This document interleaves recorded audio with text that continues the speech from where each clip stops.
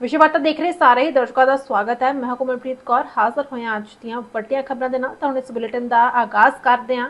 ਤਾਂ ਖਾਲਸਾ ਵੱਲੋਂ 6 ਜੂਨ ਯਾਨੀ ਕਿ ਅੱਜ ਅੰਮ੍ਰਿਤਸਰ ਬੰਦ ਦਾ ਸੱਦਾ ਦਿੱਤਾ ਗਿਆ। ਤਾਂ ਦੱਸਦੇ ਨੇ ਕਿ ਘੱਲੂਘਾਰਾ ਯਾਦਗਾਰੀ ਮਾਰਚ ਦਲ ਖਾਲਸਾ ਵੱਲੋਂ ਦਰਬਾਰ ਸਾਹਿਬ ਵਿੱਚ 1984 ਵਿੱਚ ਭਾਰਤੀ ਫੌਜ ਵੱਲੋਂ ਕੀਤੇ ਗਏ ਆਪਰੇਸ਼ਨ ਬਲੂ ਸਟਾਰ ਦੇ 41 ਸਾਲ ਪੂਰੇ ਹੋਣ ਦੇ ਮੌਕੇ ਜਥੇਬੰਦੀ ਨੇ 6 ਜੂਨ ਨੂੰ ਯਾਨੀ ਅੱਜ ਅੰਮ੍ਰਿਤਸਰ ਬੰਦ ਦਾ ਸੱਦਾ ਦਿੱਤਾ ਹੈ ਤੇ 5 ਜੂਨ ਦੀ ਸ਼ਾਮ ਨੂੰ ਯਾਨੀ ਬੀਤੀ ਸ਼ਾਮ ਅੰਮ੍ਰਿਤਸਰ ਵਿਖੇ ਘੱਲੂਘਾਰਾ ਯਾਦਗਾਰੀ ਮਾਰਚ ਵੀ ਕੱਢੀ ਗਈ ਸੀ।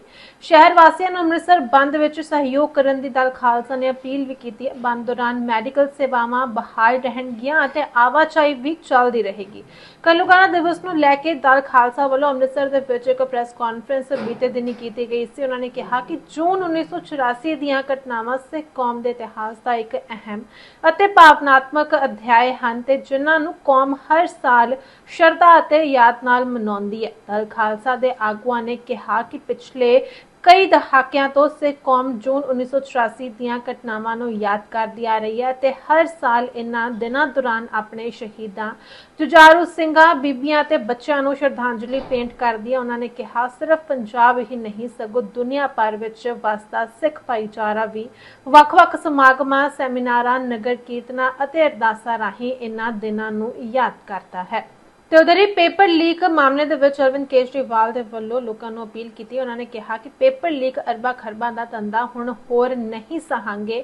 ਆਮ ਆਦਮੀ ਪਾਰਟੀ ਦੇ ਕੌਮੀ ਕਨਵੀਨਰ ਅਰਵਿੰਦ ਕੇਜਰੀਵਾਲ ਨੇ ਦੇਸ਼ ਦੇ ਵਿੱਚ ਲਗਾਤਾਰ ਹੋ ਰਹੇ ਪੇਪਰ ਲੀਕ ਮਾਮਲੇ ਨੂੰ ਲੈ ਕੇ ਕੇਂਦਰ ਸਰਕਾਰ ਤੇ ਤਿੱਖਾ ਹਮਲਾ ਬੋਲਿਆ। ਉਹਨਾਂ ਨੇ ਕਿਹਾ ਪੇਪਰ ਲੀਕ ਅਰਬਾਂ ਖਰਬਾਂ ਦਾ ਧੰਦਾ ਹੈ। ਇਸ ਧੰਦੇ ਵਿੱਚ ਬਹੁਤ ਵੱਡੇ ਲੋਕ ਸ਼ਾਮਿਲ ਹਨ। ਜਦੋਂ ਤੱਕ ਤੁਸੀਂ ਸਾਰੇ ਲੋਕ ਸੜਕਾਂ ਤੇ ਉਤਰ ਕੇ ਸਰਕਾਰ ਨੂੰ ਮਜਬੂਰ ਨਹੀਂ ਕਰੋਗੇ ਇਹ ਧੰਦਾ बंद नहीं होगा। पेपर लीक अरबों खरबों का धंधा है और उसमें बहुत बड़े बड़े लोग शामिल हैं। ये पेपर लीक बंद क्यों नहीं हो रहा? हर 2 साल में 3 साल में पेपर लीक हो रहे हैं, क्यों?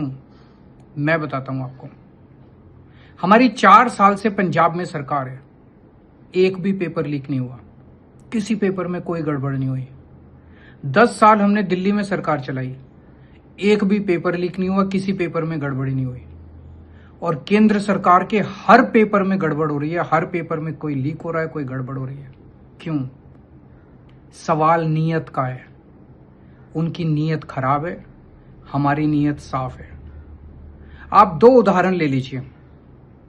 सीबीएसई का पेपर, ओएसएम का ठेका ऐसी कंपनी को दिया गया जिस कंपनी ने तेलंगाना के पेपरों में भारी गड़बड़ की थी। तेलंगाना में एग्जाम्स में उस कंपनी ने इतनी गड़बड़ की थी, उस कंपनी को ब्लैकलिस्ट किया गया और उसकी गड़बड़ियों की वजह से 20 से ज्यादा बच्चों ने तेलंगाना में सुसाइड कर लिया और उस कंपनी को केंद्र सरकार ने सारे देश का ठेका दे दिया। क्यों? नीयत खराब थी केंद्र सरकार की। और हुआ क्या? लाखों बच्चों का भविष्य खराब हो गया। अभी तक उस कंपनी के खिलाफ कोई एक्शन नहीं हुआ, कोई एफआईआर नहीं हुई, कोई गिरफ्तार नहीं हुआ। एक कमेटी बना दी, बस कमेटी अपना काम करती रहेगी। सीबीएसई के चेयरमैन को हटा के उसको एग्रीकल्चरल सेक्रेटरी बना दिया, बस, और किसी के खिलाफ कोई कार्रवाई नहीं हुई। इसका मतलब सारे घोटाले पे पर्दा डाला जा रहा है, घोटालेबाजों को बचाने की कोशिश की जा रही है। क्यों? अगली साल भी इनको पेपर लीक करना है, अगली साल भी इनको ओएसएम में धांधली करनी है। अरबों खरबों का घोटाला है, नीयत खराब है इनकी। नीट का पेपर ले लीजिए। नीट के पेपर में आपने भी अखबार में पढ़ा होगा, मैंने भी पढ़ा है, कह रहे हैं कि पेपर सेटिंग की स्टेज पे पेपर लीक हुआ और उसका समाधान क्या निकाल रहे हैं कि पेपरों की ट्रांसपोर्टेशन अब एयरफोर्स के जहाजों द्वारा की जाएगी। ਵੱਡਾ ਅਗਲੀ ਖਬਰ ਦੇ ਵੱਲ ਕਾਂਗਰਸ ਜਨਤਾ ਪਾਰਟੀ ਦਾ ਇੱਕ ਵੱਡਾ ਐਲਾਨ ਸੀ ਕਿ 6 ਜੂਨ ਯਾਨੀ ਕਿ ਅੱਜ ਭਾਰਤ ਪਰਤਣਗੇ ਅਭਿਜੀਤ ਦੀਪਕੇ। ਤਾਂ ਕਾਂਗਰਸ ਜਨਤਾ ਪਾਰਟੀ ਦੇ ਸੰਸਥਾਪਕ ਅਭਿਜੀਤ ਦੀਪਕੇ ਨੇ ਬੀਤੇ ਸੋਮਵਾਰ ਨੂੰ ਕਿਹਾ ਕਿ ਉਹ 6 ਜੂਨ ਨੂੰ ਭਾਰਤ ਵਾਪਸ ਆਉਣਗੇ ਤੇ ਉਹਨਾਂ ਅੱਗੇ ਐਲਾਨ ਕੀਤਾ ਕਿ ਉਹ ਪ੍ਰੀਖਿਆਵਾਂ ਨਾਲ ਸੰਬੰਧਿਤ ਬੇਨਿਯਮਾਂ ਦੇ ਸੰਬੰਧ ਵਿੱਚ ਕੇਂਦਰੀ ਸਿੱਖਿਆ ਮੰਤਰੀ ਧਰਮਿੰਦਰ ਪ੍ਰਧਾਨ ਦੇ ਅਸਤੀਫੇ ਦੀ ਮੰਗ ਕਰਦੇ ਹੋਏ ਇੱਕ ਸ਼ਾਂਤੀਪੂਰਨ ਵਿਰੋਧ ਪ੍ਰਦਰਸ਼ਨ ਸ਼ੁਰੂ ਕਰਨਗੇ। ਤਾਂ ਅੱਜ ਦੀਪਕੇ ਭਾਰਤ ਆਉਣਗੇ ਤੇ ਜੰਤਰ ਮੰਤਰ ਤੇ ਉਹਨਾਂ ਦੇ ਵੱਲੋਂ ਵਿਰੋਧ ਪ੍ਰਦਰਸ਼ਨ ਕੀਤਾ ਜਾਵੇਗਾ। ਦੀਪਕੇ ਇਸ ਸਮੇਂ ਅਮਰੀਕਾ ਵਿੱਚ ਰਹਿ ਰਹੇ ਹਨ ਤੇ ਇੰਸਟਾਗ੍ਰਾਮ ਅਤੇ ਐਕਸ ਤੇ ਇੱਕ ਵੀਡੀਓ ਜਾਰੀ ਕਰਕੇ ਆਪਣੇ ਸਮਰਥਕਾਂ ਤੇ ਵਿਦਿਆਰਥੀਆਂ ਨੂੰ ਦਿੱਲੀ ਵਿੱਚ ਉਹਨਾਂ ਦੇ ਵਿਰੋਧ ਵਿੱਚ ਸ਼ਾਮਲ ਹੋਣ ਦੀ ਅਪੀਲ ਕੀਤੀ ਹੈ ਤੇ ਸਮਾਂ ਆ ਗਿਆ ਹੈ ਕਿ ਅਸੀਂ ਸਾਰੇ ਇਕਜੁੱਟ ਹੋਈਏ, ਭਾਰਤ ਦੇ ਸੰਵਿਧਾਨ ਦੇ ਸਿਧਾਂਤਾਂ ਦੀ ਪਾਲਣਾ ਕਰਦੇ ਹੋਏ ਅਤੇ ਸ਼ਾਂਤੀਪੂਰਵਕ ਧਰਮਿੰਦਰ ਪ੍ਰਧਾਨ ਦੇ ਅਸਤੀਫੇ ਦੀ ਮੰਗ ਕਰੀਏ। ਤਾਂ ਹੁਣ ਵੇਖਣਾ ਹੋਵੇਗਾ ਕਿ ਅੱਜ ਦਾ ਮਾਹੌਲ ਕਿਵੇਂ ਹੋਵੇਗਾ ਤੇ ਕਿਸ ਤਰੀਕੇ ਦੇ ਨਾਲ ਇਹ ਸਾਰਾ ਪ੍ਰਦਰਸ਼ਨ ਕੀਤਾ ਜਾਵੇਗਾ। ਪੰਜਾਬ ਸਰਕਾਰ ਦੇ ਮੁੱਖ ਮੰਤਰੀ ਮਾਵਾਂ ਧੀਆਂ ਸਤਿਕਾਰ ਯੋਜਨਾ ਤਹਿਤ ਸੂਬੇ ਦੀਆਂ ਯੋਗ ਲਾਭਪਾਤਰੀ ਔਰਤਾਂ ਨੂੰ 1 ਜੁਲਾਈ 2026 ਤੋਂ ਵਿੱਤੀ ਸਹਾਇਤਾ ਮਿਲਣੀ ਸ਼ੁਰੂ ਹੋ ਜਾਵੇਗੀ। ਇਹ ਇੱਕ ਵੱਡਾ ਕਦਮ ਹੈ। ਮੁੱਖ ਮੰਤਰੀ ਨੇ ਕਿਹਾ ਕਿ ਇਸ ਯੋਜਨਾ ਦਾ ਮੁੱਖ ਉਦੇਸ਼ ਔਰਤਾਂ ਨੂੰ ਆਰਥਿਕ ਤੌਰ ਤੇ ਮਜ਼ਬੂਤ ਬਣਾਉਣਾ ਅਤੇ ਉਹਨਾਂ ਨੂੰ ਸਨਮਾਨਪੂਰਵਕ ਜੀਵਨ ਜਿਉਣ ਲਈ ਸਹਾਇਤਾ ਪ੍ਰਦਾਨ ਕਰਨਾ ਹੈ। ਤੇ ਉਹਨਾਂ ਦੱਸਿਆ ਕਿ ਯੋਜਨਾ ਤਹਿਤ ਹਰ ਯੋਗ ਮਹਿਲਾ ਨੂੰ 1000 ਪ੍ਰਤੀ ਮਹੀਨਾ ਦਿੱਤਾ ਜਾਵੇਗਾ, ਜਦਕਿ ਅਨੁਸੂਚਿਤ ਜਾਤੀ ਐਸਸੀ ਵਰਗ ਨਾਲ ਸੰਬੰਧਿਤ ਮਹਿਲਾਵਾਂ ਨੂੰ 1500 ਰੁਪਏ ਪ੍ਰਤੀ ਮਹੀਨਾ ਦੀ ਸਹਾਇਤਾ ਮਿਲੇਗੀ। ਭਗਵੰਤ ਸਿੰਘ ਮਾਨ ਨੇ ਸਪਸ਼ਟ ਕੀਤਾ ਕਿ ਯੋਜਨਾ ਤਹਿਤ ਮਿਲਣ ਵਾਲੀ ਰਕਮ ਸਿੱਧੇ ਲਾਭਪਾਤਰੀਆਂ ਦੇ ਬੈਂਕ ਖਾਤਿਆਂ ਵਿੱਚ ਟ੍ਰਾਂਸਫਰ ਕੀਤੀ ਜਾਵੇਗੀ। ਉਹਨਾਂ ਇਹ ਵੀ ਦੱਸਿਆ ਕਿ ਜੋ ਮਹਿਲਾਵਾਂ ਪਹਿਲਾਂ ਤੋਂ ਸਮਾਜਿਕ ਸੁਰੱਖਿਆ ਪੈਨਸ਼ਨ ਪ੍ਰਾਪਤ ਕਰ ਰਹੀਆਂ ਹਨ, ਉਹ ਵੀ ਇਸ ਸਕੀਮ ਦਾ ਲਾਭ ਲੈ ਸਕਣਗੀਆਂ।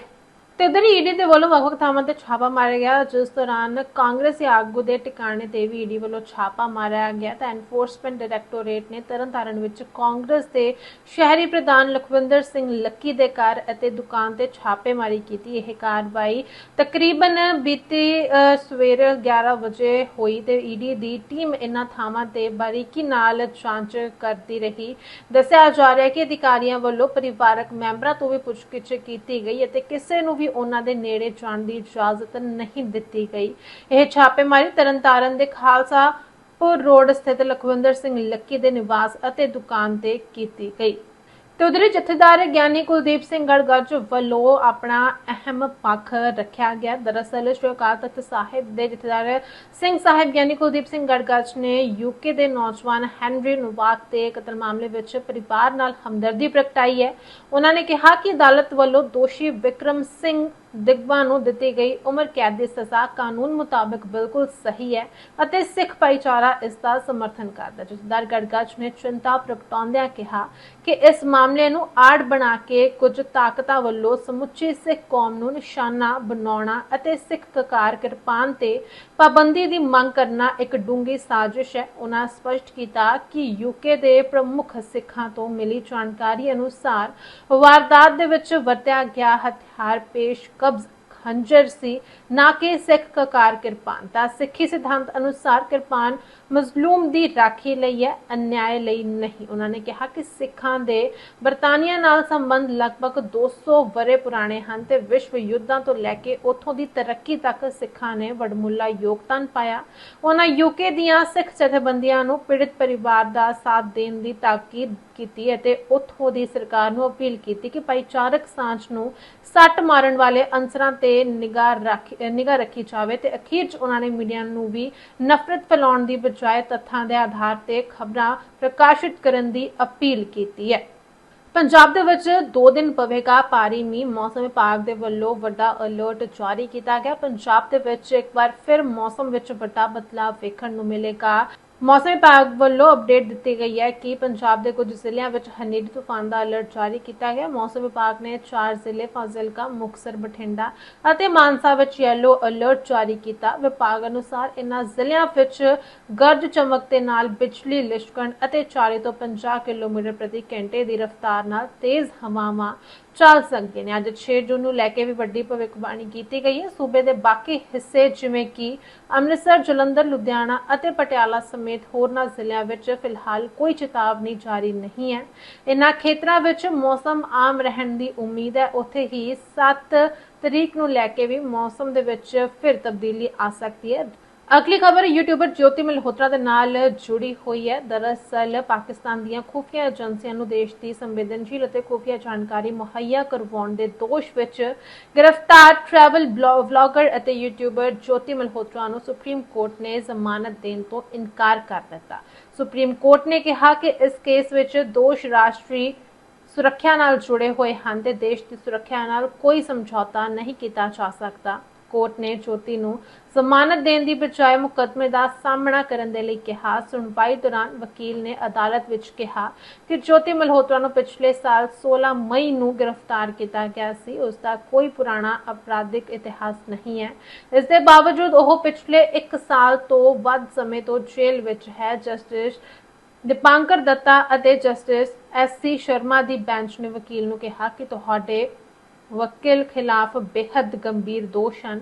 ਰਾਸ਼ਟਰੀ ਸੁਰੱਖਿਆ ਨਾਲ ਕੋਈ ਸਮਝੌਤਾ ਨਹੀਂ ਹੋ ਸਕਦਾ। ਉਸ ਤੇ ਦੋਸ਼ ਹੈ ਕਿ ਉਸਨੇ ਗੁਆਂਢੀ ਦੇਸ਼ ਨੂੰ ਖੁਫੀਆ ਜਾਣਕਾਰੀ ਦਿੱਤੀ ਅਤੇ ਇਸ ਸਿਲਸਿਲੇ ਵਿੱਚ ਉਹ ਉੱਥੇ ਗਈ ਵੀ ਤੇ ਉੱਥੇ ਉਸ ਦੇ ਇੱਕ ਅਜਿਹੇ ਵਿਅਕਤੀ ਦੇ ਸੰਪਰਕ ਵਿੱਚ ਰਹਿਣ ਦਾ ਵੀ ਦੋਸ਼ ਹੈ ਜਿਸ ਨੂੰ ਸਰਕਾਰ ਨੇ ਦੇਸ਼ ਛੱਡਣ ਲਈ ਕਿਹਾ ਸੀ।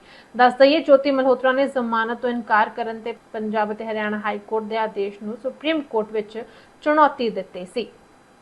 तो उधर एसएसपी डॉक्टर प्रज्ञा जैन ਨੂੰ ਫਰੀਦਕੋਟ ਪੁਲਿਸ ਦੇ ਵੱਲੋਂ ਵਧਾਈ ਦਿੱਤੀ ਗਈ ਤੇ ਉਸ ਮੌਕੇ ਸਾਰੇ ਭਾਵੁਕ ਹੁੰਦੇ ਹੋਏ ਵੀ ਨਜ਼ਰ ਆਏ। ਤਾਂ ਬੀਤੇ ਦਿਨੀ ਪੁਲਿਸ ਪਰਿਵਾਰ ਨੇ ਯਾਦਗਾਰੀ ਪਲਾਂ ਦੇ ਨਾਲ ਉਹਨਾਂ ਨੂੰ ਸਨਮਾਨਿਤ ਕੀਤਾ। ਫਰੀਦਕੋਟ ਪੁਲਿਸ ਦੇ ਅਧਿਕਾਰੀਆਂ ਅਤੇ ਕਰਮਚਾਰੀਆਂ ਵੱਲੋਂ SSP doctor Pragya Jain IPS ਨੂੰ ਉਹਨਾਂ ਦੀ ਬਦਲੀ ਉਪਰੰਤ AIG law and order Punjab Chandigarh ਵਜੋਂ ਨਿਯੁਕਤੀ ਦੇ ਕੇ ਦੇ ਮੌਕੇ ਤੇ ਨਿੱਘੀ ਸਨਮਾਨਪੂਰਵਕ ਅਤੇ ਭਾਵੁਕ ਵਿਦਾਇਗੀ ਦਿੱਤੀ। ਇਸ ਮੌਕੇ ਆਯੋਜਿਤ ਸਮਾਗਮ ਵਿੱਚ ਪੁਲਿਸ ਅਧਿਕਾਰੀਆਂ ਅਤੇ ਕਰਮਚਾਰੀਆਂ ਨੇ ਵੱਡੀ ਗਿਣਤੀ ਵਿੱਚ ਸ਼ਮੂਲੀਅਤ ਕਰਕੇ ਉਹਨਾਂ ਪ੍ਰਤੀ ਆਪਣਾ ਸਤਿਕਾਰ ਅਤੇ ਸ਼ੁਭਕਾਮਨਾਵਾਂ ਪ੍ਰਗਟ ਕੀਤੀਆਂ। ਆਪਣੇ ਸੰਬੋਧਨ ਦੌਰਾਨ ਐਸਐਸਪੀ ਡਾਕਟਰ ਪ੍ਰਗਿਆ ਜੈਨ ਨੇ ਫਰੀਦਕੋਟ ਵਿੱਚ ਆਪਣੇ ਕਾਰਜਕਾਲ ਦੌਰਾਨ ਮਿਲੇ ਸਹਿਯੋਗ ਲਈ ਸਮੂਹ ਅਧਿਕਾਰੀਆਂ ਅਤੇ ਕਰਮਚਾਰੀਆਂ ਦਾ ਧੰਨਵਾਦ ਵੀ ਕੀਤਾ।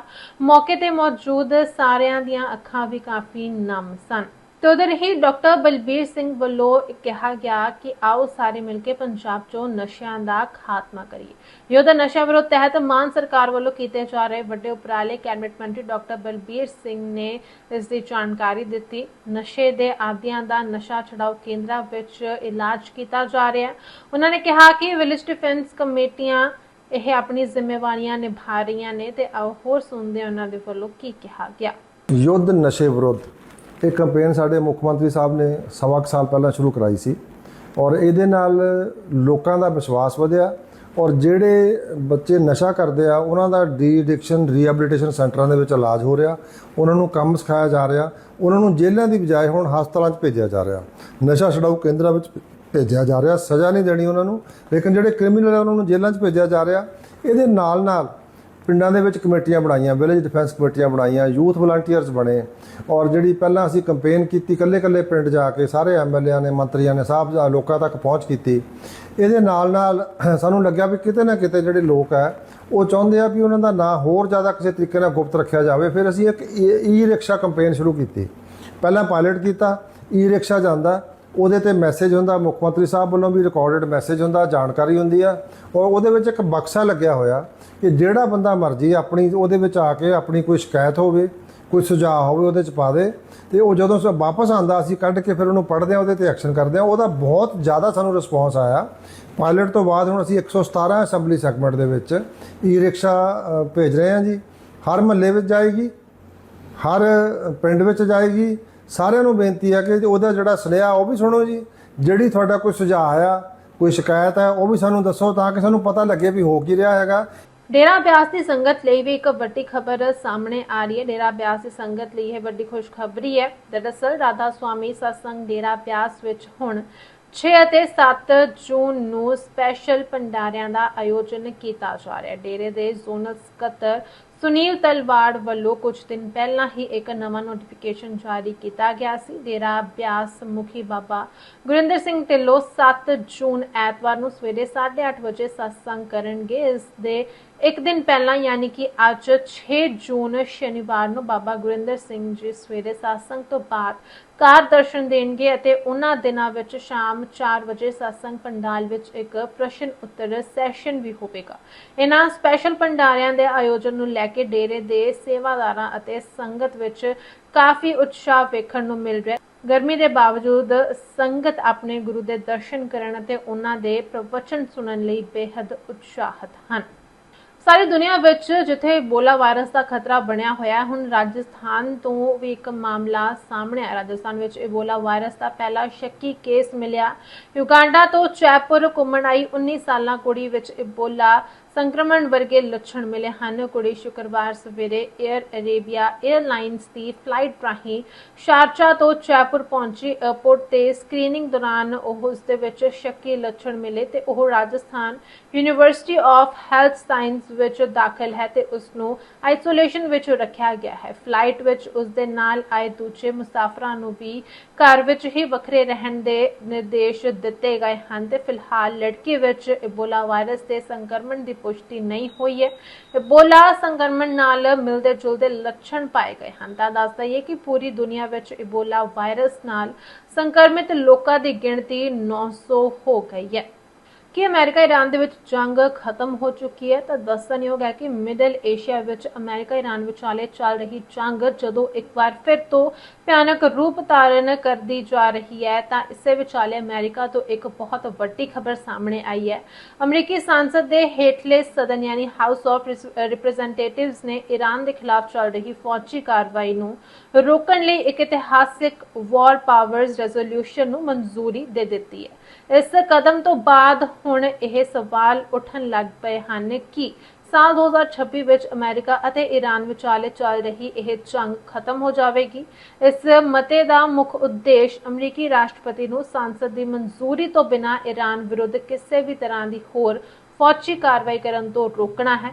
ਅਮਰੀਕੀ ਲਾਅਮੇਕਰਸ ਦਾ ਮੰਨਣਾ ਹੈ ਕਿ ਇਹ ਜੰਗ ਖੇਤਰ ਵਿੱਚ ਵੱਡੀ ਤਬਾਹੀ ਦਾ ਕਾਰਨ ਬਣ ਰਹੀ ਹੈ ਅਤੇ ਇਸ ਨੂੰ ਰੋਕਣ ਲਈ ਸੰਸਦ ਦਾ ਕੰਟਰੋਲ ਹੋਣਾ ਬਹੁਤ ਜ਼ਰੂਰੀ ਹੈ। ਜ਼ਿਕਰਯੋਗ ਹੈ ਕਿ ਬੀਤੇ ਕੁਝ ਦਿਨਾਂ ਦੀ ਸ਼ਾਂਤੀ ਮਗਰੋਂ ਹਾਲ ਹੀ ਦੇ ਦਿਨਾਂ ਵਿੱਚ ਅਮਰੀਕਾ ਅਤੇ ਈਰਾਨ ਵਿਚਾਲੇ ਤਣਾਅ ਇੱਕ ਵਾਰ ਫਿਰ ਬਹੁਤ ਜ਼ਿਆਦਾ ਵੱਧ ਗਿਆ ਹੈ। ਖਾਸ ਕਰਕੇ ਕੁਵੈਤ ਹਵਾਈ ਅੱਡੇ ਤੇ ਹੋਏ ਡਰੋਨ ਅਤੇ ਮਿਜ਼ਾਈਲ ਹਮਲੇ ਜਿਸ ਦੇ ਵਿੱਚ ਇੱਕ ਭਾਰਤੀ ਨਾਗਰਿਕ ਦੀ ਵੀ ਮੌਤ ਹੋ ਗਈ ਸੀ ਅਤੇ ਉਸ ਤੋਂ ਬਾਅਦ ਅਮਰੀਕਾ ਵੱਲੋਂ ਈਰਾਨ ਦੇ ਫੌਜੀ ਟਿਕਾਣਿਆਂ ਤੇ ਕੀਤੀ ਗਈ ਜਵਾਬੀ ਕਾਰਵਾਈ ਨੇ ਪੂਰੇ ਖੇਤਰ ਨੂੰ ਯੁੱਧ ਦੇ ਮੁਹਾਨੇ ਤੇ ਲਿਆ ਕੇ ਖੜਾ ਕਰ ਦਿੱਤਾ।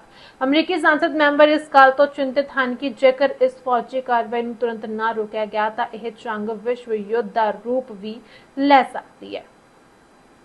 ਹੁਣ ਗੱਲ ਕਰਦੇ ਹਾਂ ਖੇਡ ਜਗਤ ਤੋਂ ਤਾਂ ਮੁੱਲਾਂਪੁਰ ਦੇ ਵਿੱਚ 6 ਜੂਨ ਯਾਨੀ ਕਿ ਅੱਜ ਭਾਰਤ ਅਤੇ ਅਫਗਾਨਿਸਤਾਨ ਦਾ ਟੈਸਟ ਮੈਚ ਹੈ। ਤਾਂ ਭਾਵੇਂ IPL ਮੈਚ ਖਤਮ ਹੋ ਗਏ ਹਨ ਪਰ ਕ੍ਰਿਕਟ ਦਾ ਉਤਸ਼ਾਹ ਬਰਕਰਾਰ ਹੈ। ਭਾਰਤ ਅਤੇ ਅਫਗਾਨਿਸਤਾਨ ਵਿਚਕਾਰ 6 ਜੂਨ ਤੋਂ ਯਾਨੀ ਅੱਜ ਤੋਂ ਨਿਊ ਚੰਡੀਗੜ੍ਹ ਦੇ ਵਿੱਚ ਇੱਕ ਟੈਸਟ ਮੈਚ ਖੇਡਿਆ ਜਾਵੇਗਾ। ਇਹ ਇਤਿਹਾਸਿਕ ਮੈਚ ਪੰਜਾਬ ਅਤੇ ਦੇਸ਼ ਲਈ ਬਹੁਤ ਮਹੱਤਵਪੂਰਨ ਮੰਨਿਆ ਜਾ ਰਿਹਾ ਹੈ।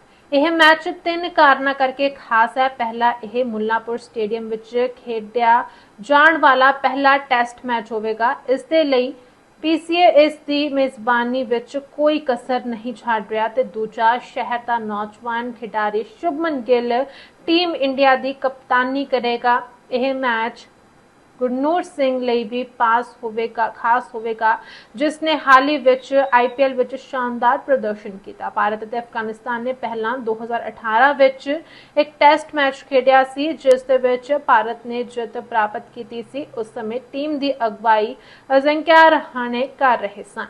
ਗੈਂਗਸਟਰ ਤੇ ਵਾਰ ਮੁਹਿੰਮ ਜੋ ਪੰਜਾਬ ਸਰਕਾਰ ਦੇ ਵੱਲੋਂ ਚਲਾਈ ਜਾ ਰਹੀ ਹੈ ਉਸ ਦੇ 136 ਦਿਨ ਪੂਰੇ ਹੋ ਚੁੱਕੇ ਨੇ ਤਾਂ ਪੰਜਾਬ ਪੁਲਿਸ ਦੇ ਵੱਲੋਂ ਵੱਖ-ਵੱਖ ਥਾਵਾਂ ਤੇ ਛਾਪੇਮਾਰੀ ਕੀਤੀ ਜਾ ਰਹੀ ਹੈ। ਸੂਬੇ ਵਿੱਚ ਚੱਲ ਰਹੀ ਫੈਸਲਾਕੁਨ ਮੁਹਿੰਮ ਗੈਂਗਸਟਰਾਂ ਦੇ ਵਾਰ ਦੇ 136 ਦਿਨ ਪੂਰੇ ਹੋ ਗਏ ਨੇ। ਪੰਜਾਬ ਪੁਲਿਸ ਨੇ ਸੂਬੇ ਭਰ ਵਿੱਚ ਗੈਂਗਸਟਰਾਂ ਦੇ ਸਾਥੀਆਂ ਦੇ ਪਛਾਣੇ ਗਏ ਅਤੇ ਮੈਪ ਕੀਤੇ ਗਏ 548 ਟਿਕਾਣਿਆਂ ਤੇ ਛਾਪੇਮਾਰੀ ਕੀਤੀ। ਜ਼ਿਕਰਯੋਗ ਹੈ ਕਿ ਗੈਂਗਸਟਰਾਂ ਤੇ ਵਾਰ ਪੰਜਾਬ ਨੂੰ ਗੈਂਗਸਟਰ ਮੁਕਤ ਸੂਬਾ ਬਣਾਉਣ ਲਈ ਫੈਸਲਾਕੁਨ ਜੰਗ ਹੈ ਜੋ 20 ਜਨਵਰੀ 2026 ਨੂੰ police director general DGP Gaurav Yadav ਦੇ ਵੱਲੋਂ ਸ਼ੁਰੂ ਕੀਤੀ ਗਈ ਸੀ। Anti gangster task force Punjab ਦੇ ਤਾਲਮੇਲ ਨਾਲ ਸਾਰੇ ਜ਼ਿਲ੍ਹਿਆਂ ਦੀਆਂ ਪੁਲਿਸ ਟੀਮਾਂ ਸੂਬੇ ਭਰ ਵਿੱਚ ਵਿਸ਼ੇਸ਼ ਕਾਰਵਾਈਆਂ ਕਰ ਰਹੀਆਂ ਹਨ।